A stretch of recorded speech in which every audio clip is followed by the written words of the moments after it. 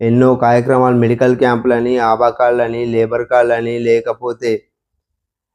సంక్రాంతి క్రీడల్లో పాల్గొనడం గానీ, టోర్నమెంట్స్ పెట్టడం గానీ, ప్రజలకు మెడికల్ క్యాంపులు పెట్టడం గానీ, ఎంతోమందికి ఫ్రీ కరెంట్ బిల్లు అప్లై చేపియడం గానీ, లేకపోతే పింఛన్ల గురించి కొట్లాడడం గానీ, మోరీల గురించి కొట్లాడడం గానీ, రోడ్ల గురించి కొట్లాడడం గానీ, మంచి నీళ్ళ సదుపాయం గురించి కొట్లాడడం గానీ, నీళ్ళు రాని చోట కృష్ణవాడ రాని చోట ఆ నీళ్ళ గురించి కొట్లాడడం గానీ, కరెంటు గురించి కొట్లాడడం గానీ, స్ట్రీట్ లైట్ల గురించి కొట్లాడడం గానీ, పిల్లల్ని ఎంకరేజ్ చేయాలి,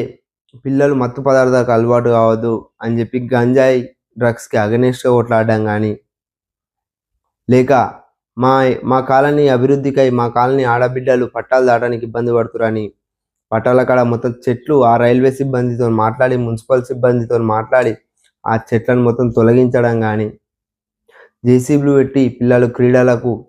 అలవాటు కావాలి, ఫోన్లకు అడిక్ట్ కావద్దని జేసీబీలు పెట్టి ఈరోజు ప్రభుత్వ స్థలాలను క్లీనింగ్ చేపించడం కానీ, అదే పిల్లలకు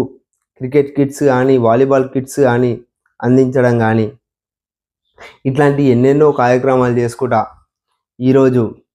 ఎన్నికల్లో, మున్సిపల్ ఎన్నికల్లో ఏ పార్టీ టికెట్ ఇవ్వకపోయినా, ఏ పెద్ద మనిషి మాతో సపోర్ట్ చేయకపోయినా కానీ,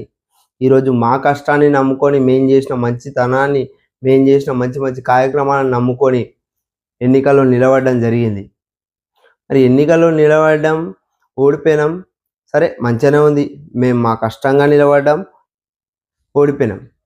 ఈరోజు ఒక చిన్న విషయం ఇంత అయినా కానీ నాకు ఎప్పుడు ఏ బాధ అనిపించలేదు, కానీ ఈరోజు ఒక చిన్న విషయం నాకు ఎంతో బాధాకరంగా అనిపించింది. ఎందుకంటే